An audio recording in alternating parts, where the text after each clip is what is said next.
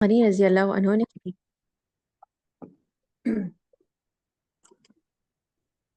بسم اللہ الرحمن الرحیم حضرت عثمان غنی رضی اللہ عنہ نے خلیفہ ہوتے ہی ایرانی صوبوں میں جگہ جگہ بغاوتیں ہوئیں، مگر اسلامی فوجوں نے باغیوں کی ہر جگہ گوشمالی کی اور تمام بغاوت زدہ علاقوں میں پھر یہ امن و امان یہاں جی سے پڑھنا ہے۔ غرض حضرت عثمان غنی کے زمانے میں بھی بہت کافی اور اہم فتوحات مسلمانوں کو حاصل ہوئی۔ ایک منٹ میں بک سے پڑھ رہی ہوں۔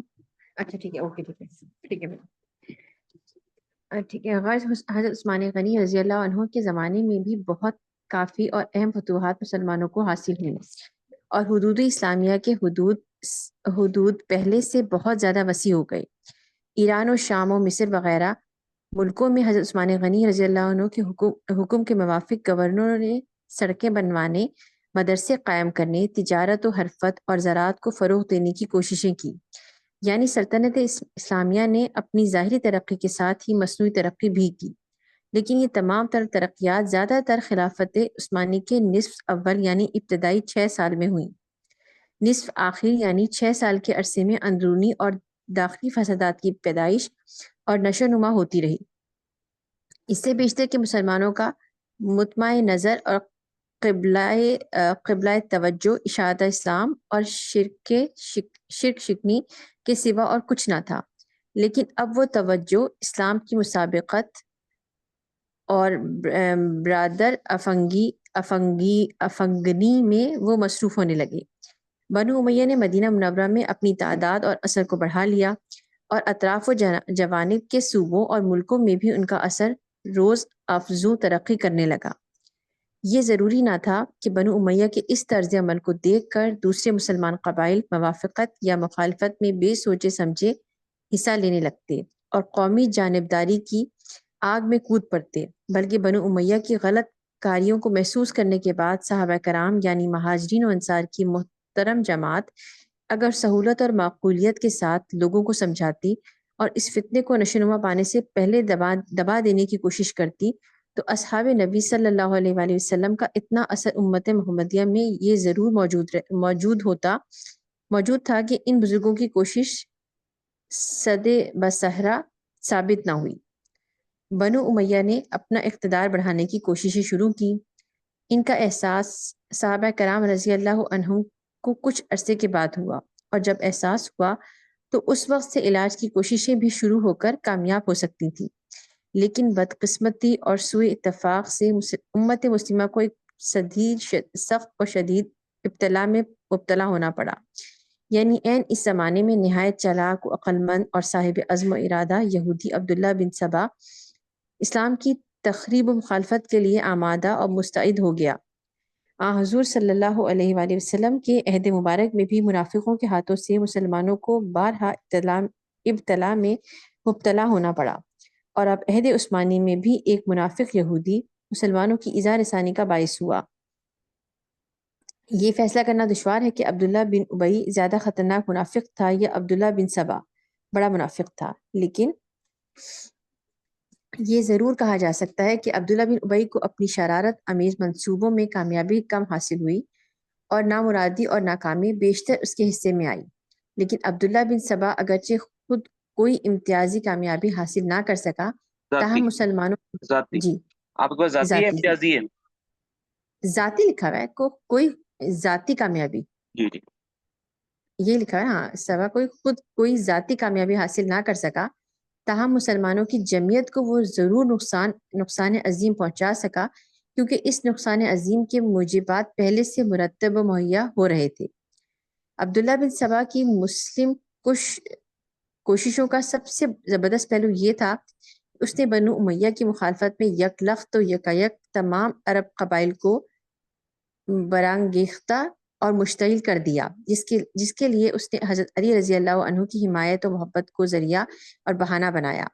جن قبائل میں اس نے مخالفت بنو امیہ اور عداوت عثمانی پیدا کرنی چاہی، یہ سب کے سب وہی لوگ تھے جو اپنی فتوحات پر مغرور اور اپنے کارناموں کے مقابلے میں قریش اور اہل حجاز کو خاطر میں نہ لاتے تھے، لیکن سابق اسلام نہ تھے بلکہ نو مسلموں میں ان کا شمار تھا۔ عبداللہ بن سبا نے بڑی آسانی سے بنو امیہ کے سوا باقی اہل مدینہ کو حضرت عثمان رضی اللہ عنہ کی بدگوئی اور بنو امیہ کی عام شکایت پر آمادہ کر دیا۔ پھر وہ بصرہ، کوفہ، دمشق وغیرہ فوجی مرکزوں میں گھوما، جہاں سوائے دمشق کے ہر جگہ اس کو مناسب آب و ہوا اور موافق سامان میسر ہوئے۔ دمشق میں بھی اس کو کم کامیابی نہیں ہوئی، کیونکہ یہاں بھی اس نے حضرت ابو ذر غفاری والے واقعے سے خوب فائدہ اٹھایا۔ آخر میں وہ مصر پہنچا اور تمام مرکزی مقاموں کے اندر جہاں وہ خود سامان فراہم کر آیا تھا، مصر میں بیٹھے بیٹھے اپنی تحریک کو ترقی دی۔ مصر کو اس نے اپنا مرکز اس لیے بنایا کہ یہاں کا گورنر عبداللہ بن سعد خود مختاری میں تو دوسرے گورنروں سے بڑھا ہوا اور دقت نظر میں دوسروں سے کم، اور رومیوں وغیرہ کے حملوں کی روک تھام کے خیال اور افریقہ اور طرابلس وغیرہ کی حفاظت کی فکر میں اندرونی تحریکوں اور داخلی کاموں کی طرف زیادہ متوجہ نہیں ہو سکتا تھا۔ یہیں اس کو 2-3 صحابی ایسے مل گئے جو بڑی آسانی سے اس کے ارادوں کی اعانت میں شریک و مصروف ہو گئے۔ اس نے بصرہ میں حضرت طلحہ رضی اللہ عنہ اور کوفہ میں حضرت زبیر کی مقبولیت کو بڑھا ہوا دیکھا، لیکن وہ جانتا تھا کہ عالم اسلام میں حضرت علی کی مقبولیت ان دونوں حضرات سے بڑھ جائے گی، لہذا اس نے بصرہ، کوفہ، دمشق کو بڑی آسانی سے چھوڑ دیا اور مصر میں بیٹھ کر اپنے کام کو اس طرح شروع کیا کہ بصرہ، کوفہ والوں کی اس مخالفت کو ترقی دی جو ان کو بنو امیہ اور حضرت عثمان رضی اللہ عنہ کے ساتھ پیدا ہو چکی تھی۔ لیکن مصر میں اس مخالفت کے پیدا کرنے اور اس کو ترقی دینے کے علاوہ حضرت علی کی محبت اور ان کے مظلوم ہونے، حقدار خلافت ہونے، وسیع ہونے وغیرہ کے خیالات کو شائع کیا۔ اس اشاعت میں بھی بڑی احتیاط سے کام لیا اور حضرت علی رضی اللہ عنہ کے طرفداروں کی ایک زبردست جماعت بنا لینے میں کامیاب ہوا۔ عبداللہ بن سبا کی ان کارروائیوں نے بہت ہی جلد عالم اسلام میں ایک شورش پیدا کر دی۔ اس شورش کے پیدا ہو جانے کے بعد صحابہ کرام رضی اللہ عنہم سے وہ موقع جاتا رہا کہ وہ خود بنو امیہ کے راہ راست پر رکھنے کی کوشش میں کامیاب ہوتے۔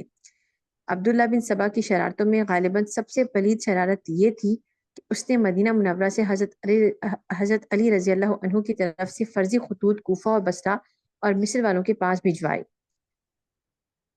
اور اس طرح اپنے آپ کو حضرت علی کا ایجنٹ تعین کرانے اور لوگوں کو دھوکہ دینے میں خوب کامیاب ہوا۔ یہ اس کا ایسا فریب تھا کہ ایک طرف حضرت عثمان رضی اللہ عنہ شہید ہوئے اور دوسری طرف آج تک لوگ اس غلط فہمی میں مبتلا ہیں کہ نعوذ باللہ حضرت علی کے اشارے اور سازش سے حضرت عثمان غنی رضی اللہ عنہ شہید ہوئے، حالانکہ اس سے زیادہ غلط اور نادرست کوئی دوسری بات نہیں ہو سکتی۔ وہ یعنی عبداللہ بن سبا حضرت عثمان غنی رضی اللہ عنہ کا دوست تھا، نہ حضرت علی رضی اللہ عنہ سے اس کو کوئی ہمدردی تھی۔ وہ تو دونوں کا یکساں دشمن اور اسلام کی بربادی کا خواہاں تھا۔ اس لیے جہاں اس نے ایک طرف حضرت عثمان غنی رضی اللہ عنہ کو شہید کرایا، دوسری طرف حضرت علی رضی اللہ عنہ کی شریک سازش ثابت کر کے ان کی عزت و حرمت کو بھی سخت نقصان پہنچانا چاہا۔ حضرت ابوبکر صدیق رضی اللہ عنہ اور حضرت عمر فاروق رضی اللہ عنہ کے بعد اگر حضرت علی رضی اللہ عنہ منتخب ہوتے تو یہ انتخاب عین وقت پر اور ترتیب کے اعتبار سے بالکل موزوں اور مناسب تھا۔ حضرت علی رضی اللہ عنہ اگر حضرت عمر فاروق کے بعد تخت خلافت پر متمکن ہو جاتے تو فاروق اعظم اور حضرت علی کی خلافت میں بے حد مشابہت نظر آتی۔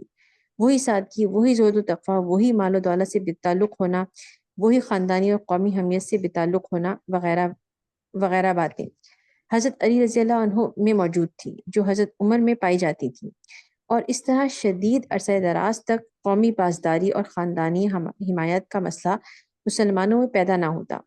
حضرت عثمان غنی رضی اللہ عنہ کے بعد حضرت علی رضی اللہ عنہ کا خلیفہ مقرر ہونا ہی حضرت علی کے عہد خلافت کی عام ناکامیوں کا اصل سبب ہے، جیسا کہ آئندہ حالات سے ثابت ہو جائے گا۔ اچھا، آگے ہے خصائل و خصائص عثمانی۔ عثمان غنی رضی اللہ عنہ کی فطرت نہایت ہی سلیم و بردبار ثابت ہوئی تھی۔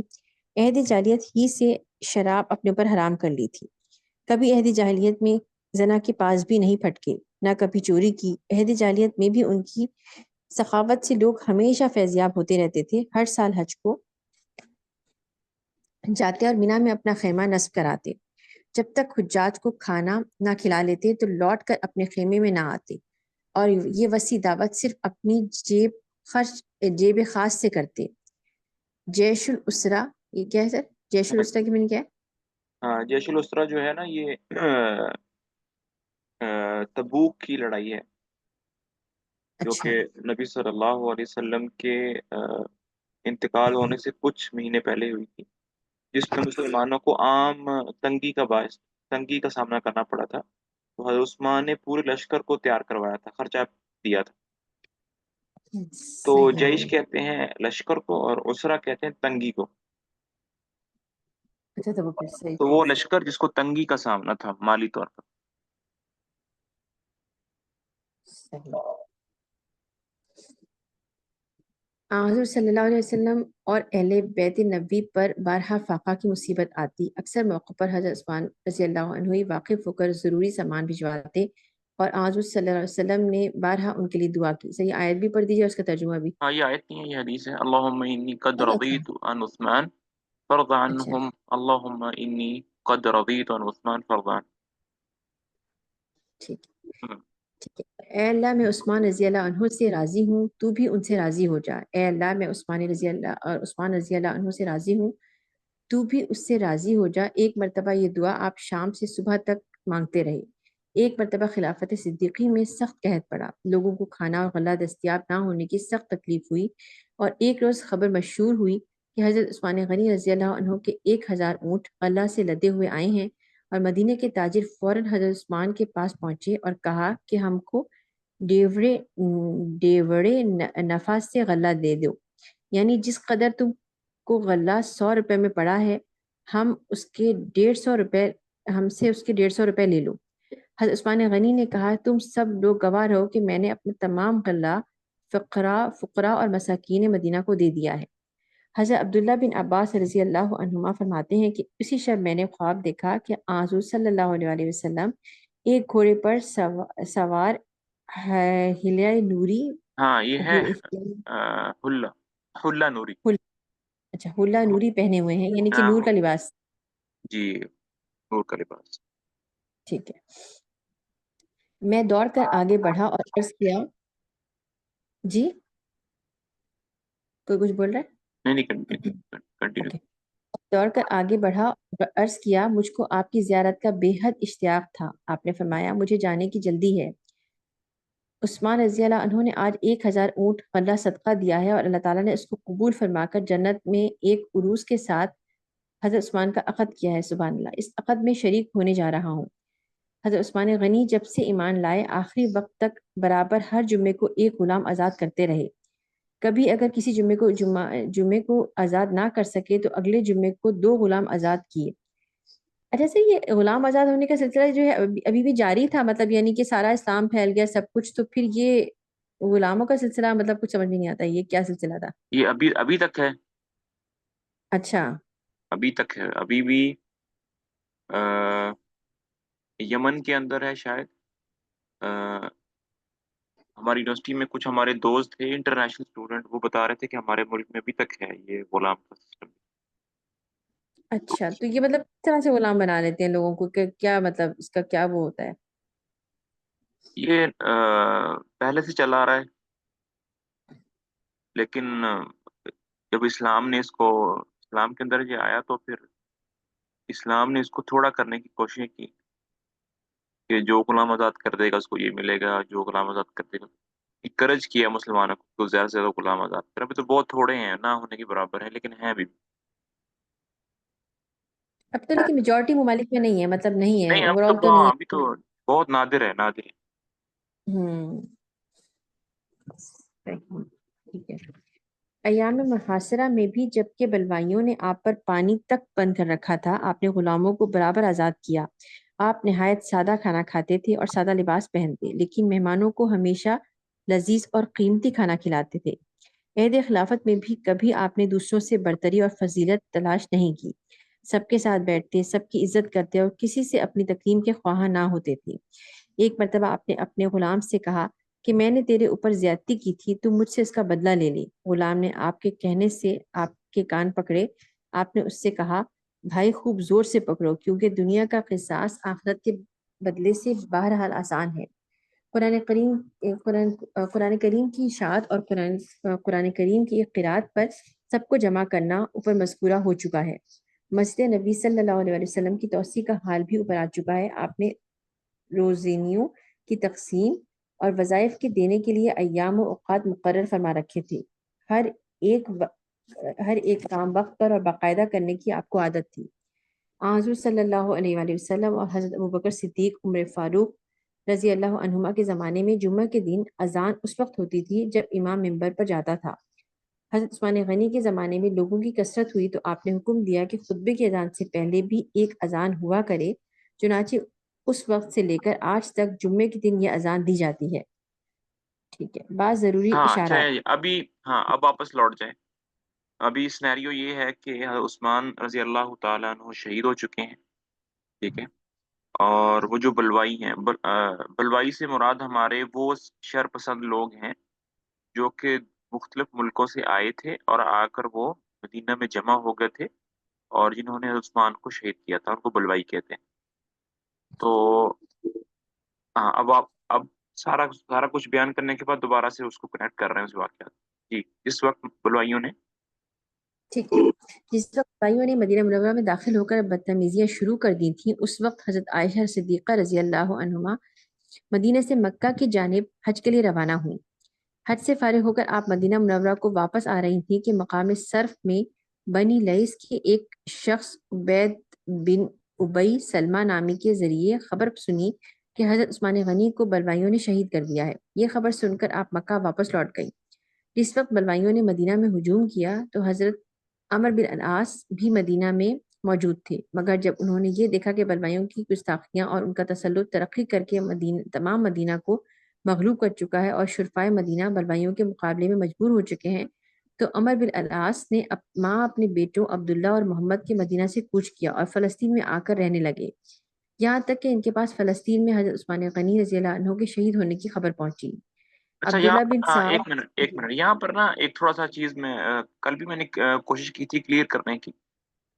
اب دیکھیں مدینے کے اندر یہ سینیریو بن چکا تھا کہ بلوائی جو ہیں وہ مدینے میں آ گئے ہیں، ٹھیک ہے، مسجد نبوی میں انہوں نے کنٹرول کر لیا ہے، حضرت عثمان کے گھر کو انہوں نے گھیر لیا ہے، اور حضرت عثمان نے بھی تمام صحابہ کو کیا کر دیا کہ بھئی ان کو کے ساتھ قتال نہیں کرنا۔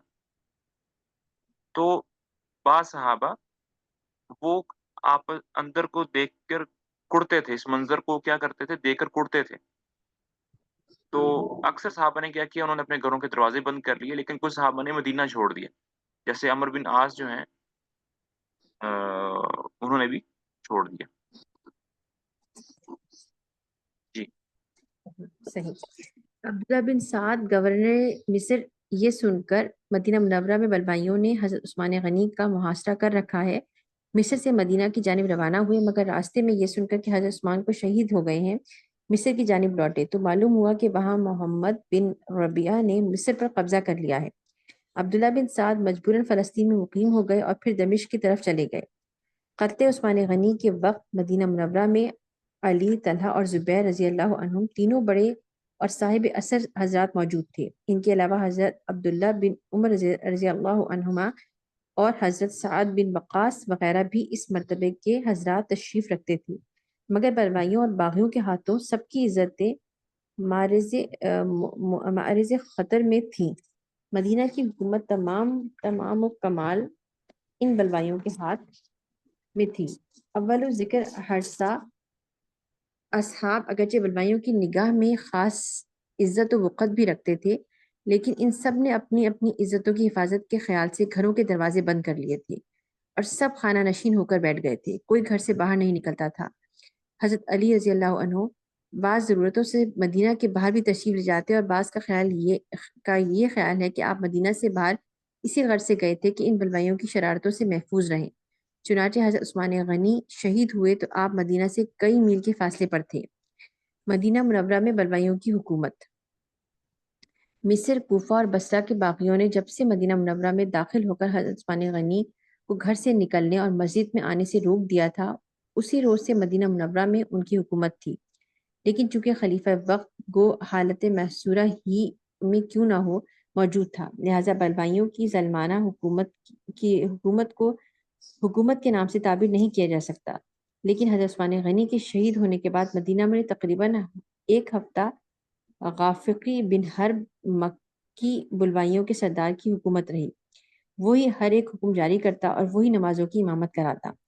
ان بلوائیوں میں بعض لوگ مال و اندیش اور سمجھدار بھی تھے، اور انہوں نے اپنے دل میں سوچا کہ اگر ہم اسی طرح قتل عثمان رضی اللہ عنہ کے بعد یہاں سے منتشر ہو گئے تو ہمارے لیے کوئی نیک نتیجہ پیدا نہیں ہو سکتا۔ ہم جہاں ہوں گے قتل کیے جائیں گے اور یہ شورش محض فساد اور بغاوت سمجھی جائے گی۔ پھر اس طرح ہم بھی جائز احتجاج کا جامہ نہیں پہنا سکیں گے۔ لہٰذا انہوں نے آپس میں مشورہ کر کے سب کو اس بات پر آمادہ کیا کہ آپ کسی کو جلد خلیفہ منتخب کراؤ، اور بعض خلیفہ منتخب کرائے ہوئے یہاں سے واپس ہونے اور جانے کا نام نہ لو۔ انہی ایام شورش کے دوران میں یہ اطمینان کر لینے کے بعد کوفہ اور بصرہ سے بھی تجویز و قرارداد کے موافق لوگ روانہ ہو کر مدینہ پہنچ گئے۔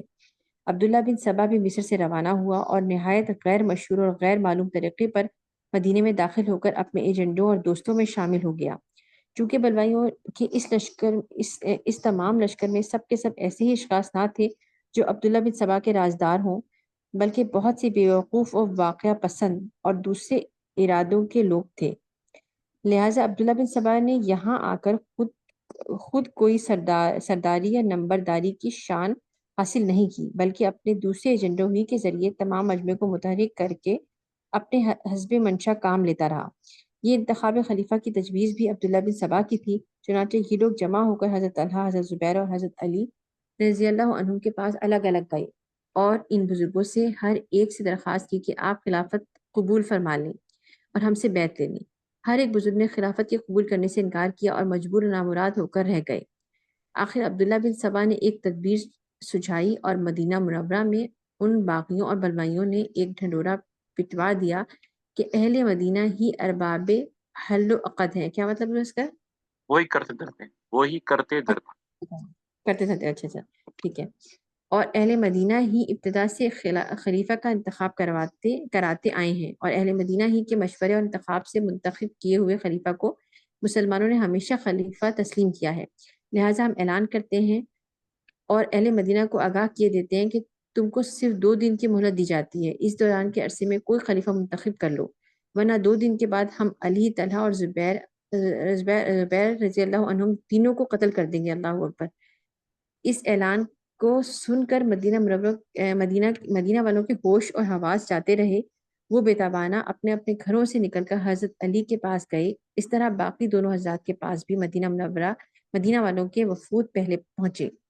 حضرت طلحہ اور زبیر نے تو صاف انکار کر دیا اور کہا کہ ہم خلافت کا بار اپنے کندھوں پر لینا نہیں چاہتے۔ حضرت علی نے بھی اول انکار ہی کیا، لیکن جب لوگوں نے زیادہ اصرار و منت و سماجت کی تو وہ رضامند ہو گئے۔ ان کے رضامند ہوتے ہی لوگ جوق در جوق ٹوٹ پڑے، اور اہل مدینہ سے بھی اور بلوائیوں کی جمعیت نے بھی ان کے ہاتھ پر بیعت کی۔ حضرت علی کرم اللہ وجہہ۔ نام و نسب: علی بن ابی طالب بن عبد المطلب بن ہاشم بن عبد المناف بن قصی بن کلاب بن مرو بن کعب بن لوئی بن غالب۔ حضور صلی اللہ علیہ وآلہ وسلم نے آپ کو ابو الحسن اور ابو تراب کی کنیت سے مخاطب فرمایا۔ آپ کی والدہ ماجدہ کا نام فاطمہ بنت اسد بن ہاشم تھا۔ آپ پہلی ہاشمیہ تھیں کہ خاندان ہاشمیہ میں منسوب ہوئی، اسلام لائیں اور ہجرت فرمائی۔ حضرت علی رضی اللہ عنہ حضور صلی اللہ علیہ وآلہ وسلم کے چچا زاد بھائی تھے اور داماد بھی، یعنی حضرت فاطمہ رضی اللہ عنہ بنت حضور صلی اللہ علیہ وآلہ وسلم کے شوہر تھے۔ آپ میانہ قد، مائل پستی تھے، دوہرا بدن، سر کے بال کسی قدر اڑے ہوئے، باقی تمام جسم پر بال اور لمبی گھنی داڑھی گندم گو تھے۔ آپ کی خصوصیات: حضرت علی رضی اللہ عنہ سب سے پہلے اسلام لانے والوں میں سے تھے۔ آپ ان لوگوں میں ہیں جنہوں نے قرآن مجید کو جمع کر کے حضور صلی اللہ علیہ وآلہ وسلم کی خدمت میں پیش کیا۔ آپ بنی ہاشم میں سب سے پہلے خلیفہ تھے۔ آپ نے ابتدائے عمر سے کبھی بتوں کی پرستش نہیں کی۔ حضور صلی اللہ علیہ وآلہ وسلم نے جب مکہ سے مدینہ کو ہجرت کی تو آپ کو مکہ میں اس لیے چھوڑ کر گئے کہ تمام امانتیں لوگوں کو پہنچا دیں۔ حضور صلی اللہ علیہ وآلہ وسلم کے اس حکم کی تعمیل کرنے کے بعد آپ بھی ہجرت کر کے مدینہ میں پہنچ گئے۔ سوائے ایک جنگ تبوک کے اور تمام لڑائیوں میں آپ حضور صلی اللہ علیہ وآلہ وسلم کے ساتھ شریک ہوئے۔ جنگ تبوک کو جاتے وقت آپ کو حضور صلی اللہ علیہ وآلہ وسلم مدینہ کا عامل یعنی قائم مقام بنا کر گئی۔ جنگ احد میں حضرت علی رضی اللہ عنہ کے جسم مبارک پر 16 زخم آئے۔ جنگ خیبر میں حضور صلی اللہ علیہ وسلم نے جھنڈا آپ کے ہاتھ میں دیا اور پہلے سے فرما دیا تھا کہ خیبر آپ کے ہاتھ پر فتح ہوگا۔ آپ نے خیبر کا دروازہ اپنی پشت پر اٹھا لیا تھا۔ یہ دروازہ جب بعد میں لوگوں نے اٹھانا چاہا تو بہت سے آدمیوں کا زور لگے بغیر اپنی جگہ سے نہ ہلا۔ آپ کو اپنا نام ابو تراب بہت پسند تھا۔ جب کوئی شخص آپ کو اس نام سے پکارتا تو آپ بہت خوش ہوتے۔ اس نام کی وجہ تسمیہ یہ ہے کہ ایک روز آپ گھر سے حضرت فاطمہ رضی اللہ عنہا سے کسی وجہ سے ناراض ہو کر نکل کر مسجد آئے اور وہیں پڑھ کر سو رہے۔ حضور صلی اللہ علیہ وسلم کو جب معلوم ہوا تو آپ مسجد میں تشریف لائے اور حضرت علی کو اٹھایا تو ان کے جسم سے مٹی پوچھتے جاتے اور فرماتے جاتے، ابو تراب، مٹی کے باپ اٹھو۔ آپ کے فضائل۔ حضرت سعد بن ابی وقاص رضی اللہ عنہ فرماتے ہیں کہ غزوہ تبوک کے موقع پر حضور صلی اللہ علیہ وسلم نے حضرت علی کو مدینہ میں رہنے کا حکم دیا تو حضرت علی نے کہا کہ آپ مجھ کو عورتوں اور بچوں پر خلیفہ بنا کر چھوڑ جاتے ہیں۔ حضور صلی اللہ علیہ وسلم نے فرمایا، کیا تم اس بات سے خوش نہیں ہوتے کہ میں تم کو اسی طرح چھوڑ جاتا ہوں جس طرح حضرت موسیٰ علیہ السلام نے حضرت ہارون علیہ السلام کو چھوڑا تھا؟ ہاں، اتنی بات ضرور ہے کہ میرے بعد کوئی نبی نہیں ہوگا۔ جنگ خیبر میں حضور صلی اللہ علیہ وآلہ وسلم نے فرمایا کہ کل میں ایسے شخص کو علم دوں گا جس کے ہاتھ پر قلعہ فتح ہوگا اور جس نے اللہ اور اس کے رسول کو خوش کر لیا ہے۔ اگلے روز صبح کو تمام صحابہ رضی اللہ عنہ منتظر تھے کہ دیکھیں وہ کون سا خوش قسمت شخص ہے جو حضور صلی اللہ علیہ وسلم نے حضرت علی کو بلوایا اور جھنڈا سپرد کیا اور قلعہ فتح ہوا۔ جب آیت مباہلہ نازل ہوئی، یعنی مباہلہ کسے کہتے ہیں سر؟ مباہلہ جو ہوتا ہے نا، یہ کفار کے ساتھ ہوتا ہے کہ دونوں فریقین آپس میں اکٹھے ہوتے ہیں اور ایک دوسرے پر جو ہے نا وہ کہتے ہیں کہ اگر ہم جھوٹے ہیں تو ہم پر اللہ کی لعنت، تو اگر تم جھوٹے تم پر اللہ کی لعنت۔ اچھا، ہاں، صحیح۔ مباہلہ تو کہتے مباہلہ کہتے ہیں، ٹھیک ہے۔ تو حضور صلی اللہ علیہ وسلم نے حضرت علی، فاطمہ، حسن اور حسین رضی اللہ عنہم کو طلب فرمایا اور کہا کہ الہی یہ میرے کنبے کے لوگ ہیں۔ ایک مرتبہ حضور صلی اللہ علیہ وسلم نے فرمایا کہ جس کا میں دوست ہوں اس کے علی بھی دوست ہیں۔ پھر فرمایا کہ الہی جو شخص علی سے محبت رکھے تو بھی اس سے محبت رکھ، اور جو علی سے دشمنی رکھے تو بھی اس سے دشمنی رکھ۔ ایک مرتبہ حضور صلی اللہ علیہ وآلہ وسلم نے فرمایا کہ 4 آدمی ایسے ہیں جن سے محبت رکھنے کا مجھ کو حکم دیا گیا ہے۔ لوگوں نے عرض کیا ان کا نام بتا دیجئے۔ آپ نے فرمایا علی، ابو ذر، مقداد اور سلمان فارسی رضی اللہ عنہ۔ ابن عمر رضی اللہ عنہما سے روایت ہے کہ جب حضور صلی اللہ علیہ وآلہ وسلم نے صحابیوں میں بھائی چارہ کرایا تو حضرت علی روتے ہوئے حضور صلی اللہ علیہ وسلم کے پاس آیا اور کہا، آپ نے ہر ایک میں مواخات قائم کر دی ہے لیکن میں رہ گیا۔ آپ نے فرمایا کہ تم دنیا اور آخرت میں میرے بھائی ہو۔ حضور صلی اللہ علیہ وسلم نے ایک مرتبہ فرمایا کہ میں علم کا شہر ہوں اور علی اس کا دروازہ۔ حضرت عمر کا قول ہے کہ ہم سب میں سے حضرت علی زیادہ معاملہ فہم ہے۔ حضرت عائشہ صدیقہ رضی اللہ عنہا سے حضرت علی کا ذکر آیا تو انہوں نے فرمایا کہ علی رضی اللہ عنہ سے زیادہ سنت کا اب کوئی واقف نہیں رہا۔ حضرت عمار بن یاسر سے روایت ہے کہ ایک مرتبہ حضور صلی اللہ علیہ وآلہ وسلم نے حضرت علی سے فرمایا کہ 2 شخص شقی ترین ہیں، ایک احمر جس نے حضرت صالح علیہ السلام کی اونٹنی کی کوچے کاٹی، اور دوسرا وہ شخص جو تیرے سر پر تلوار مار کر تیری داڑھی کو جسم سے جدا کرے گا۔ صحیح، یہ یعنی ان کی حضرت علی کی بشارت دی، ان کی شہادت کی۔ ہاں، اس کا نام تھا ابن ملجم۔ صحیح، ابن ملجم۔ ٹھیک ٹھیک ٹھیک۔ آپ کے قضائیہ و کلمات، آپ کے قضایہ و قضایا کہتے ہیں فیصلوں کو۔ اچھا، فیصلے، ٹھیک ٹھیک ٹھیک ٹھیک۔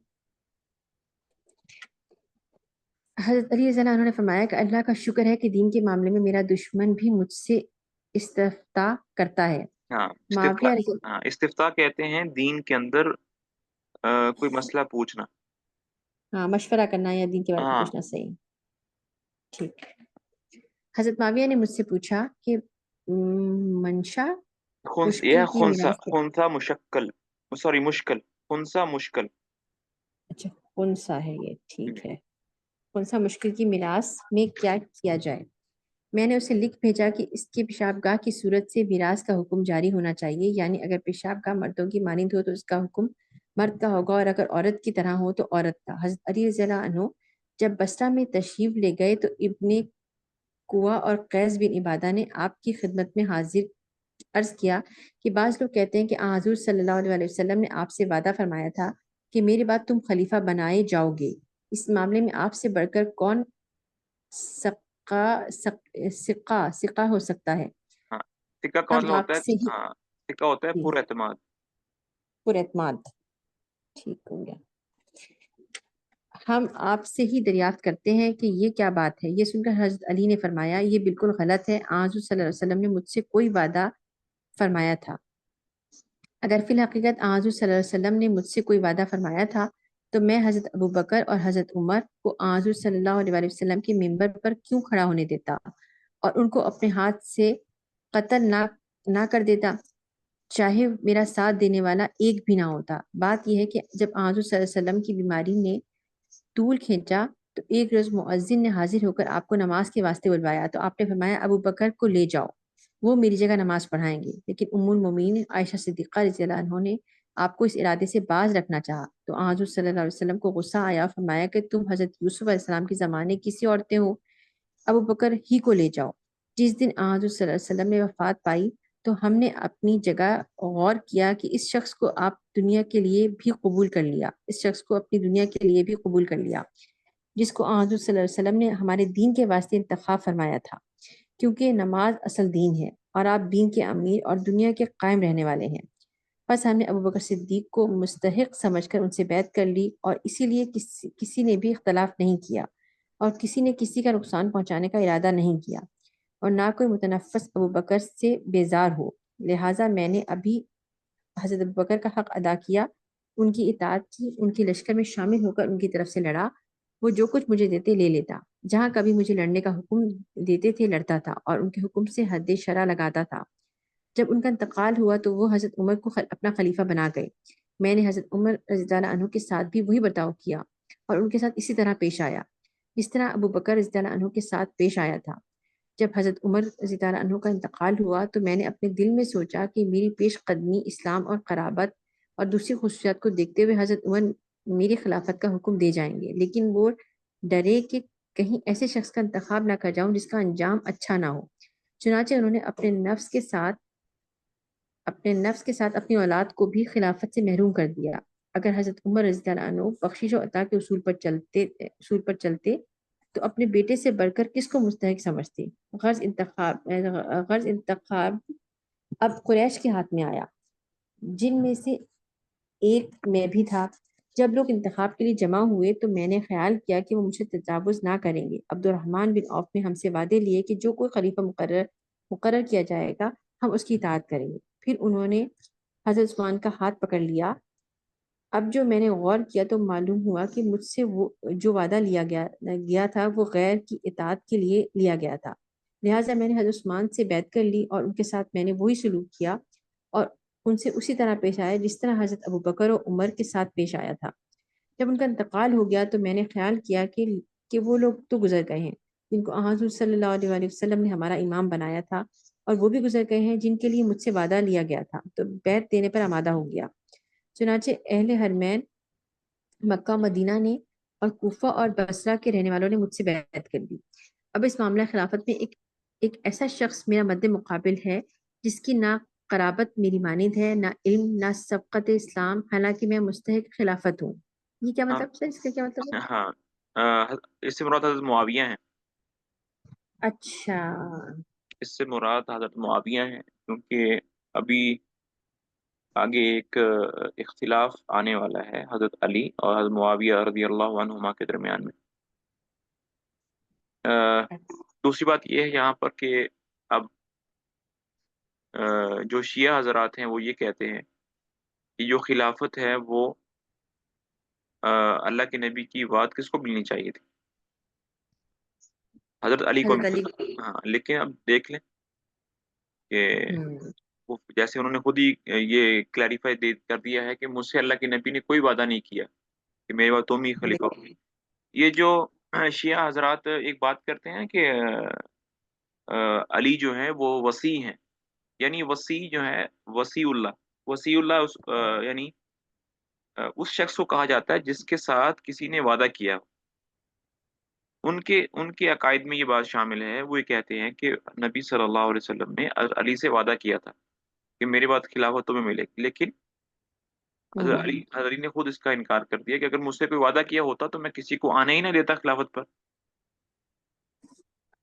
اور صحیح ہے، اور جو باقی صحابہ ہیں، اگر ان کو پتا ہوتا کہ اللہ کے نبی نے حضرت علی سے وعدہ کیا ہے، وہ خود بھی نہ آتے، کیونکہ صحابہ کیسے ایک بات کو چھوڑ سکتے تھے جس کا وعدہ اللہ کے نبی نے خود کیا ہو۔ بالکل صحیح بات دوسری یہاں پر ایک بات گزر کر گئی ہے کہ جب اللہ کے نبی بیمار تھے تو انہوں نے نماز کے لیے ابو بکر کو کہا کہ نماز پڑھاؤ، تو حضرت عائشہ ہے۔ رضی اللہ عنہا نے روکنا چاہا۔ یہاں پر پڑھا ہے نا اوپر ہم نے، جی پڑھا ہے بالکل۔ کیوں روکنا چاہا، کیا وجہ تھی؟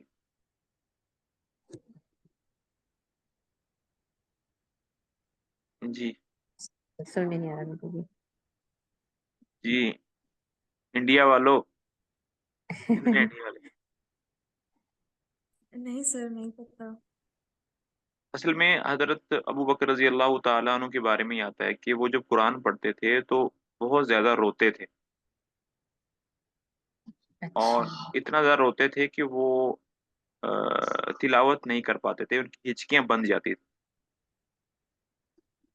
اور اسلام کے شروع کے زمانے میں جب مکہ میں بھی جب وہ تلاوت کرتے تھے تو لوگ جو بچے ہیں، جو عورتیں ہیں، ان کا قرآن سن کر ان کے پاس ارد گرد جمع ہو جاتے تھے کہ وہ اتنی شدت سے روتے تھے۔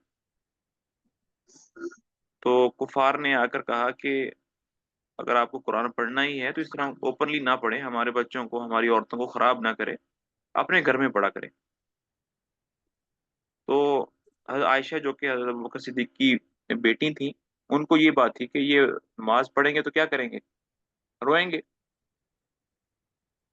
تو اچھا، ہاں، تو امامت میں پھر مشکل ہو جائے گی، اس وجہ سے ان کو روکا، بس یہ وجہ تھی۔ اور اس کی میں نے کیا کہ حضرت یوسف علیہ السلام کے زمانے کی کسی عورتیں ہو؟ مطلب عورت جو ہے نا وہ آ، اب میں پتہ نہیں یہی بات کہوں یا نہ، وہ ناقص العقل ہوتی ہے۔ اچھا، صحیح ہے، اس سینس میں کہا ہوا ہے، اچھا اس سینس میں کہا ہوا ہے۔ ہاں، ناقص صحیح، العقل بھی ہوتی ہے، ناقص الدین بھی ہوتی ہے، نہ اس کا عقل کمپلیٹ ہوتی ہے، نہ اس کا دین کمپلیٹ ہے عورت کا۔ ہے اچھا سر۔ ہاں، نہیں مزے ہیں آپ لوگوں کے۔ ہاں ہاں، مذاق نہیں کر رہا، میں مذاق نہیں کر رہا، صحیح۔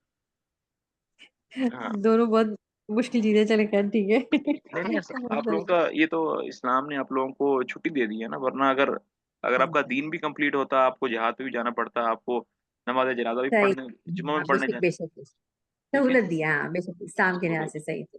پھر ٹھیک ہے۔ اگر آپ لوگوں کو 5 وقت کی نماز فرض ہوتی جماعت میں پڑھنے سے، مسجد میں جا کے پڑھنی ہے، ہوں، پھر گھر کا آپ بھی جا رہے ہوتے ہیں، آپ کے میاں بھی جا رہے ہوتے ہیں، گھر پہ کون رہتا؟ ہاں پھر اس کی ذمہ داری، گھر کی ذمہ داری، یہ بات بھی ہے نا۔ اور پھر اسی گھر طرح کی، جو، اور یہ حدیث میں ہے کہ جی عورتوں کا دین بھی کمپلیٹ نہیں ہے اور عقل بھی کمپلیٹ نہیں ہے، اسی وجہ سے عورت کی جو گواہی ہے نا وہ بھی آدھی مانی جاتی صحیح ہے، ہے۔ اگر آپ لوگوں کی گواہی پوری مانی جاتی ہوتی تو آپ لوگ جو ہے نا وہ کورٹ کچہریوں کے چکر ہی لگاتے رہتے۔ صحیح ہما کبھی آپ کو کوئی بندہ لے کر گیا ہے کہ آؤ کورٹ میں گواہی دو؟ ہے۔ نہیں نہیں، الحمد للہ ایسا تو کچھ کبھی بھی نہیں ہوا۔ کیونکہ آپ لوگوں کی گواہی جو ہے نا وہ دو چاہیے، ہاں دو جائیں، اور صحیح مردوں کو ایک چاہیے، وہ کہتے ہیں اب 2 عورتیں کہاں سے لاؤں، ایک بندے کو لے جاتا ہوں۔ تو یہ جو اس طرح کے کورٹ کچہریوں کے چکر ہے نا، یہ نری ذلت ہے آج کل کے زمانے میں۔ ہاں، مطلب اس کی میننگ آپ سمجھ میں آیا ہے، ناقص العقل اور ناقص الدین، تو ہاں، یہ میننگ آپ نے ڈسکرائب کر دیے، تو وہ سارے پوائنٹس سمجھ میں آ رہے ہیں، کیونکہ یہ اصل میں یہ بہت کامن بحث آج کل چل رہی ہوتی ہے نا بہت ساری نہیں چیزوں میں۔ نہیں آپ تاغوت کی بات تو نہیں کر رہی؟ جی جی جی جی، طاغوت نے تو دماغ خراب کر دیا، ہر طرف طاغوت ہی طاغوت ہو جا رہا ہے۔ نہیں نہیں، یہ ناقص العقل اور ناقص الدین یہ بیڈ سینس میں نہیں استعمال ہو رہا ہے، ہاں یہ اچھی سینس میں استعمال، جی جی مطلب بہت اچھا ڈسکرائب کیا آپ نے کہ وہ صحیح سینس میں استعمال ہو رہا ہے، ہاں بالکل مطلب صحیح بات ہے. آپ لوگوں کو اسلام نے جو ہے نا وہ بہت ریلیکس کر دیا ہے کہ آپ جی مشکلات سے بچایا ہے، آگے کی مشکلات سے بچایا ہے، صحیح بات ہے. چلیں جائیں. چلو ٹھیک ہے. ایک شخص نے حضرت علی رضی اللہ عنہ سے دریافت کیا کہ آپ نے ایک خطبے میں کہا تھا کہ الہی ہم کو ویسی ہی صلاحیت عطا فرما جیسی تو نے خلفائے راشدین کو عطا فرمائی تھی. تو آپ کے نزدیک وہ خلفائے راشدین کون تھے؟ یہ سن کر حضرت علی رضی اللہ عنہ آنکھوں میں آنسو بھر لائے اور فرمانے لگے کہ وہ میرے دوست ابو بکر و عمر رضی اللہ عنہما ہیں، یعنی دونوں امام الہدا اور شیخ الاسلام تھے. قریش نے بعد رسول اللہ صلی اللہ علیہ وسلم کے ان دونوں کی پیروی کی، اور جن لوگوں نے ان کی پیروی کی انہوں نے نجات پائی، اور جو لوگ ان کے راستے پر پڑ گئے وہی اللہ کا گروہ ہے. حضرت علی رضی اللہ عنہ کو جھوٹ سے سخت نفرت تھی. ایک مرتبہ آپ کچھ فرما رہے تھے کہ ایک شخص نے آپ کو جھٹلایا، آپ نے بددعا کی، وہ ابھی مجلس سے اٹھنے بھی نہ پایا تھا کہ اس کی آنکھیں جاتی رہیں.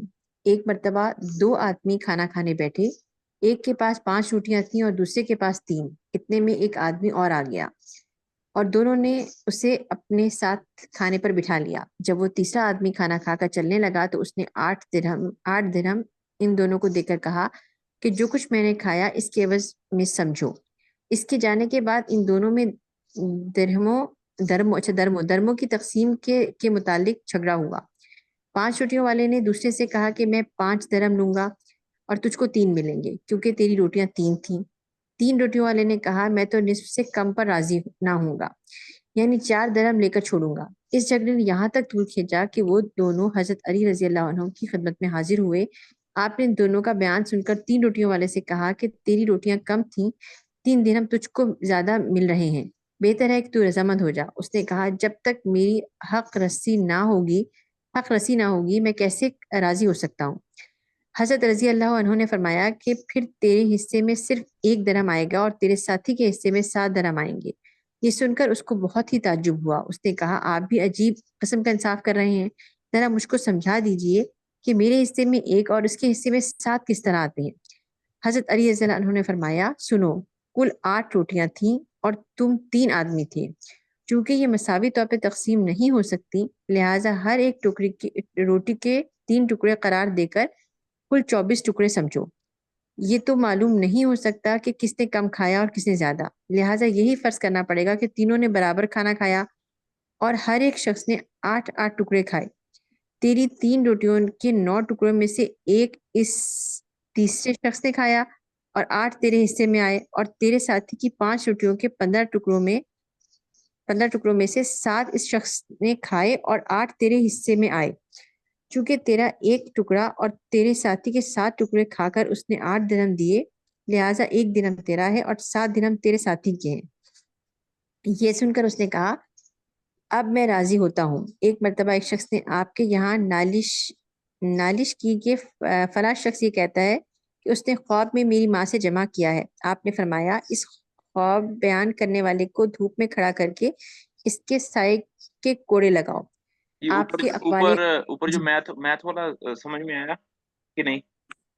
نہیں، آپ سے زیادہ تھوڑا سا اور کرتے تو زیادہ اچھا ہو جائے، مجھے کچھ سمجھ میں تو میں تو آیا. بچپن سے میتھ میں کمزور ہوں، مجھے کچھ سمجھ نہیں آیا. آپ کو سمجھ چلے جی آگے. جی کوئی اور بول رہے ہیں؟ اچھا ٹھیک ہے. آپ کے اقوال اور حکیمیہ آپ نے فرمایا لوگوں اپنی زبان اور جسم سے خلا ملاؤ اور اپنے اعمال و قلوب سے جدائی پیدا کرو. قیامت میں آدمی کو اسی کا بدلہ ملے گا جو کچھ کر جائے گا، اور انہی کے ساتھ ان کا حشر ہوگا جن سے اسے محبت ہوگی. قبول عمل میں اہتمام بلیغ کرو کیونکہ کوئی عمل بغیر تقوی اور خلوص کے قابل قبول نہیں ہوتا. اے عالم قرآن عامل قرآن بھی بن. عالم وہی ہے جس نے پڑھ کر اس پر عمل کیا اور اپنے علم و عمل میں موافقت پیدا کی. ایک زمانہ ایسا آئے گا کہ عالموں کے علم و عمل میں سخت اختلاف ہوگا. اللہ اکبر. وہ لوگ حلقے باندھ کر بیٹھیں گے اور ایک دوسرے پر فخر و مباحات کریں گے، حتیٰ کہ کوئی شخص ان کے پاس آ بیٹھے گا تو اس کو الگ بیٹھنے کا حکم دیں گے. یاد رکھو کہ اعمال حلقہ و مجالس سے تعلق نہیں رکھتے بلکہ ذات الہی سے. حسن خلق آدمی کا جوہر، عقل اس کی مددگار اور ادب انسان کی میراث ہے. وحشت غرور سے بھی بدتر چیز ہے. ایک شخص نے حضرت علی رضی اللہ عنہ کی خدمت میں حاضر ہو کر عرض کیا، مجھے مسئلہ تقدیر سمجھا دیجیے۔ آپ نے فرمایا، اندھیرا راستہ ہے، نہ پوچھ۔ اس نے پھر وہی عرض کیا۔ آپ نے فرمایا کہ وہ بحر عمیق ہے، اس میں غوطہ مارنے کی کوشش نہ کر۔ اس نے پھر وہی عرض کیا۔ آپ نے فرمایا، یہ اللہ تعالیٰ کا بھید ہے، تجھ سے پوشیدہ رکھا گیا ہے، کیوں اس کی تفتیش کرتا ہے؟ اس نے پھر اسٹارٹ کیا۔ آپ نے فرمایا، اچھا یہ بتا کہ اللہ تعالیٰ نے تجھ کو اپنی مرضی کے موافق بنایا یا تیری فرمائش کے موافق؟ اس نے کہا، اللہ تعالیٰ نے اپنی مرضی کے موافق بنایا۔ آپ نے فرمایا، بس پھر جب وہ چاہے تجھے استعمال کرے، تجھے اس میں کیا چارہ ہے؟ ہر مصیبت کی ایک انتہا ہوتی ہے، اور جب کسی پر مصیبت آتی ہے تو وہ اپنی انتہا تک پہنچ کر رہتی ہے۔ عاقل کو چاہیے کہ مصیبت میں گرفتار ہو تو بھٹکتا نہ پھرے اور اس کے دفاع کی تدبیریں نہ کرے، کیونکہ اور زحمت ہوتی ہے۔ مانگنے پر کسی کو کچھ دینا تو بخشش ہے، اور بغیر مانگے دینا سخاوت۔ سبحان اللہ۔ عبادت میں سستی کا پیدا ہونا، معیشت میں تنگی واقع ہونا، لذتوں میں کمی کا آ جانا گناہ کی سزا ہے۔ حضرت امام حسن رضی اللہ عنہ کو آپ نے آخری بار نصیحت کی کہ سب سے بڑی تمگری عقل اور سب سے زیادہ مفلسی حماقت ہے، سخت ترین و وحشت غرور ہے، اور سب سے بڑا کرم حسن خلق ہے۔ احمق کی صحبت سے پرہیز کرو، وہ چاہتا تو ہے کہ تمہیں نفع پہنچائے لیکن نقصان پہنچاتا ہے۔ جھوٹے سے پرہیز کرو، کیونکہ وہ قریب ترین کو بعید اور بعید ترین کو قریب کر دیتا ہے۔ بخیل سے بھی پرہیز کرو، کیونکہ وہ تم سے وہ چیز چھڑا دے گا جس کی تم کو سخت احتیاج ہے۔ فاجر کے پاس بھی نہ بیٹھو۔ فاجر کسے کہتے ہیں؟ جو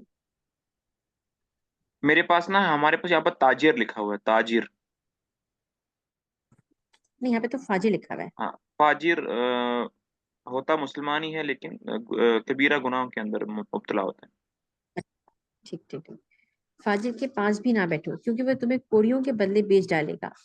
5 باتیں یاد رکھو۔ کسی شخص کو سوائے گناہ کے اور کسی چیز سے نہیں ڈرنا چاہیے، سوائے اللہ تعالیٰ کے اور کسی آدمی سے امید نہیں رکھنی چاہیے۔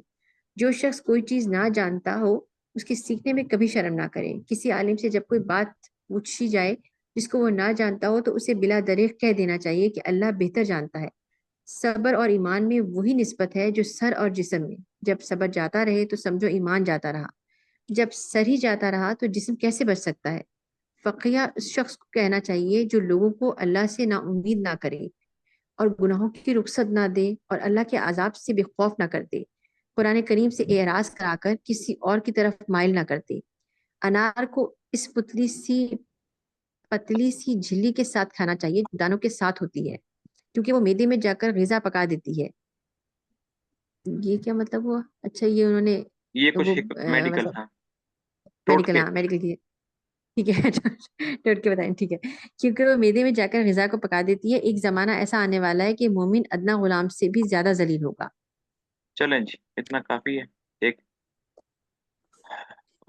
کل جو ہے نا وہ کلاس جو ہے نہیں